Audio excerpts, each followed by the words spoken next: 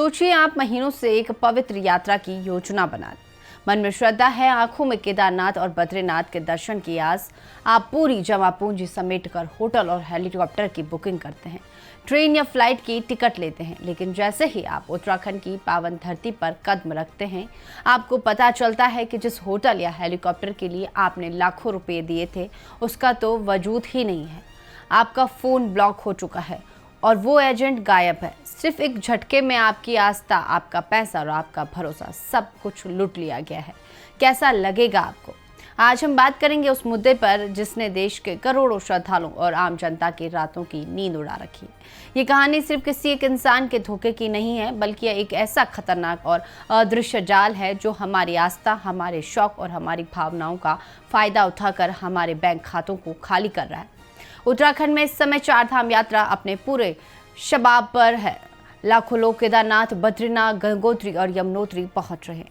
लेकिन इसी भारी भीड़ और श्रद्धालुओं की जल्दबाजी का फायदा उठाकर साइबर अपराधियों ने एक ऐसा खूनी रैकेट शुरू कर दिया है जिसके बारे में जानकर आपके होश उड़ जाएंगे। आज हम इसी महाघोटाले की पूरी परतें खोलेंगे और समझेंगे कि कैसे आपकी एक छोटी सी लापरवाही आपको पाई के लिए मोहताज कर सकती है। चलिए इस खेल को थोड़ा करीब से और आसान भाषा में समझते हैं। आखिर ये ठग करते क्या है? जब चारधाम यात्रा शुरू होती है तो हर किसी में एक घबराहट होती है कि कहीं वीआईपी दर्शन का स्लॉट न छूट जाए, कहीं हेलीकॉप्टर की टिकट बुक न हो पाए या अच्छे इलाके में होटल न मिले। बस इतनी सी घबराहट और जल्दबाजी का ये अपराधी इंतजार करते हैं। ये लोग इंटरनेट पर बिल्कुल असली दिखने वाले नकली वेबसाइटें बनाते हैं। फेसबुक और इंस्टाग्राम पर ऐसे फर्जी पेज तैयार किए जाते हैं जो हूबहू सरकार की आधिकारिक वेबसाइटों या IRCTC जैसी भरोसेमंद संस्थाओं से मिलते जुलते होते हैं। गारंटेड हेलीकॉप्टर टिकट, VIP दर्शन मात्र 2 मिनट में और होटल बुकिंग पर भारी छूट। अब हमारे सीधे साधे लोग जो दूर दराज के राज्यों से आ रहे हैं, वे इन विज्ञापनों को देखते हैं। इन वेबसाइटों पर जानबूझकर फर्जी रेटिंग और नकली अच्छे कमेंट्स डाले जाते हैं ताकि आपको जरा भी शक न हो। आप सोचते हैं कि अरे वाह, इसकी तो 5 स्टार रेटिंग है, ये तो असली होगा। जैसे ही आप उनके दिए नंबर पर संपर्क करते हैं, वे आपसे बेहद मीठी भाषा में बात करते हैं और कहते हैं कि सर सिर्फ 2 सीटें बची हैं, जल्दी से UPI या सीधे बैंक ट्रांसफर के जरिए एडवांस पेमेंट कर दीजिए, नहीं तो टिकट हाथ से निकल जाएगी। और जैसे ही आप घबराहट में पैसे ट्रांसफर करते हैं, खेल खत्म। अभी हाल ही में एक ऐसा ही दिल दहला देने वाला मामला सामने आया, जहां एक पीड़ित परिवार ने अपने पूरे जीवन की जमा पूंजी लगभग 4,40,000 रुपए एक ऐसे ही कथित ट्रैवल एजेंट को 8 किश्तों में ट्रांसफर कर दिए हैं। उन्हें भरोसा दिया गया था कि उनकी पूरी यात्रा, रहना, खाना और हेलीकॉप्टर की व्यवस्था पक्की है। लेकिन जब यात्रा का समय आया तो उस एजेंट का नंबर बंद मिला, होटल की कोई बुकिंग नहीं थी और पूरा परिवार देहरादून में ठगा सा खड़ा रह गया। आप सोच सकते हैं कि उस बुजुर्ग पिता और उस परिवार पर क्या गुजरी होगी। उनकी आध्यात्मिक यात्रा एक पल में गहरे मानसिक और आर्थिक संकट में बदल गई। आप में से कई लोग सोच रहे होंगे कि क्या यह सिर्फ इक्का दुक्का घटनाएं हैं। तो चलिए मैं आपको देश के कुछ आधिकारिक और बेहद चौंकाने वाले आंकड़े बताती हूँ, जिन्हें सुनकर आपको अंदाजा होगा कि यह खतरा कितना बड़ा रूप ले चुका है। राष्ट्रीय अपराध अभिलेख ब्यूरो के जो ताजा आंकड़े सामने आए हैं वो बेहद डरावने हैं।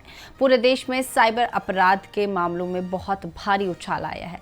साल 2023 में जहां देश के भीतर 86,420 साइबर क्राइम के मामले दर्ज हुए, वहीं अगले साल यानी 2024 में यह आंकड़ा बढ़कर 1,01,928 मामलों तक पहुंच गया, यानी सीधे करीब 18% की भारी बढ़ोतरी। और सबसे हैरान करने वाली बात जानते हैं क्या है? इन मामलों में से लगभग 56.6% मामले सिर्फ कंप्यूटर और तकनीकी से जुड़े अपराधों से जुड़े हैं। लेकिन इन सब अपराधों के पीछे का असली मकसद क्या है? वो मकसद है धोखाधड़ी और वित्तीय ठगी। देश में जितने भी साइबर अपराध होते हैं उनमें 72.6% मामले यानी लगभग 73,000 मामले सिर्फ और सिर्फ लोगों के साथ पैसों की धोखाधड़ी के होते हैं। इसके अलावा करीब 3.1% मामले यौन शोषण, 2.5% मामले जबरन वसूली के पाए गए। अगर हम राज्यों की बात करें तो पिछले 3 सालों में तेलंगाना, कर्नाटक और उत्तर प्रदेश जैसे राज्य साइबर क्राइम के सबसे बड़े केंद्र बनकर उभरे हैं। अकेले तेलंगाना में 2022 में जहां 15,900 मामले थे वो 2024 में बढ़कर 27,230 हो गए। कर्नाटक में यह आंकड़ा 21,993 तक पहुंच चुका है और उत्तर प्रदेश में भी 11,000 से ज़्यादा मामले दर्ज किए जा चुके हैं। ये आंकड़े साफ गवाही दे रहे हैं कि जैसे जैसे हमारा देश डिजिटल हो रहा है वैसे वैसे ठगों के हमले का दायरा भी बढ़ता जा रहा है। लेकिन बात सिर्फ चारधाम यात्रा तक नहीं रुकती है। ये साइबर अपराधी इतने शातिर है कि देश में जब भी कोई बड़ा त्योहार, कोई बड़ी परीक्षा या कोई बड़ा खेल टूर्नामेंट आता है तो ये अपना रूप बदल लेते हैं। और इस समय देश में क्या चल रहा है, IPL क्रिकेट का वो त्योहार जिसे भारत का हर बच्चा और युवा देखता है। इन ठगों ने अब क्रिकेट प्रेमियों को अपना नया शिकार बनाना शुरू कर दिया है। IPL के सीजन में नकली टिकट बुकिंग की वेबसाइट की बाढ़ आई हुई है। लोग ब्लैक में या सस्ते में टिकट पाने के चक्कर में इन फर्जी पोर्टल्स पर चले जाते हैं और अपनी गाढ़ी कमाई गंवा बैठते हैं। इतना ही नहीं, इस खेल के पीछे एक बहुत बड़ा अवैध सट्टेबाजी का घोटाला चल रहा है। साइबर सुरक्षा की जांच करने वाली एजेंसियों ने हाल ही में एक ऐसे रैकेट का पर्दाफाश किया जो 1,200 से अधिक सट्टेबाजी से बने नकली सेलिब्रिटी विज्ञापनों और फर्जी टेलीग्राम चैनल्स के जरिए युवाओं को लालच दे रहा था। ये लोग दावा करते हैं कि हमारे पास मैच फिक्सिंग की अंदरूनी जानकारी है या हम आपको पक्की भविष्यवाणी देंगे जिससे आप रातों रात करोड़पति बन जाएंगे। युवा इनके झांसे में आकर इनके फैंटेसी ऐप्स डाउनलोड कर लेते हैं और पैसे लगा लेते हैं। शुरुआत में आपको स्क्रीन पर दिखेगा कि आप जीत रहे हैं, लेकिन जैसे ही आप उस पैसे को निकालने के यानी कि विड्रॉल की कोशिश करेंगे, ये ऐप्स आपकी रिक्वेस्ट को रिजेक्ट कर देंगे। एक अनुमान के मुताबिक सिर्फ 1 साल के भीतर इस तरह के प्लेटफॉर्म्स ने लोगों के करीब 4.65 करोड़ रुपए हड़प लिए। जब लोग पैसे हार जाते हैं या उनके पैसे फंस जाते हैं तो ये ठग उन्हें फर्जी लोन ऐप्स के जाल में धकेल देते हैं, जहां से शुरू होता है ब्लैकमेलिंग और जबरन वसूली का एक और खौफनाक दौर। इसके अलावा नीट, JEE और UPSC जैसी बड़ी परीक्षाओं के समय भी ये अपराधी सक्रिय हो जाते हैं। फर्जी पेपर लीक के दावे करना, नकली काउंसलिंग पोर्टल बनाना और सरकारी नौकरी की गारंटी देने के नाम पर छात्रों और उनके माता पिता से लाखों रुपए ऐंठ लेना, इनके बाएं हाथ का अब ये खेल बन चुका है। अब सवाल उठता है कि इस डिजिटल महामारी से खुद को और अपने परिवार को कैसे बचाएं। तो दोस्तों, कुछ बहुत ही बुनियादी और ज़रूरी बातें हैं जिन्हें आपको आज ही गांठ बांध लेना चाहिए। सबसे पहली बात, आधिकारिक स्रोतों पर ही भरोसा करें। चाहे चारधाम यात्रा के लिए रजिस्ट्रेशन हो, हेलीकॉप्टर की बुकिंग हो या IPL की टिकट, कभी भी किसी वेबसाइट या सोशल मीडिया पेज से बुकिंग न करें। हमेशा सरकार की आधिकारिक वेबसाइट या मान्यता प्राप्त ऑपरेटरों का ही इस्तेमाल करें। सस्ता या मुफ्त के लालच से बचें। बिल्कुल, अगर कोई आपको VIP दर्शन, मुफ्त हेलीकॉप्टर सेवा या मैच की 100% पक्की इनसाइडर खबर दे रहा है तो समझ जाइए कि वो 100% फ्रॉड है।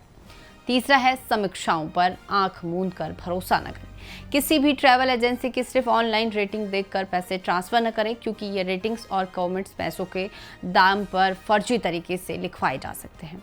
भुगतान करते समय सतर्क रहें। किसी के कहने पर तुरंत UPI या सीधे बैंक ट्रांसफर न करें जब तक कि आप सामने वाले की पूरी तरह सच्चाई न जान लें। लेकिन जैसे कि मान लीजिए कि भगवान न करे कि आपके साथ, आपके किसी परिचित के साथ ऐसा कोई फ्रॉड हो जाता है तो आपको घबराना नहीं है, आपको तुरंत एक्शन लेना है। भारत सरकार ने इसके लिए एक राष्ट्रीय साइबर हेल्पलाइन नंबर भी जारी किया है, 1930।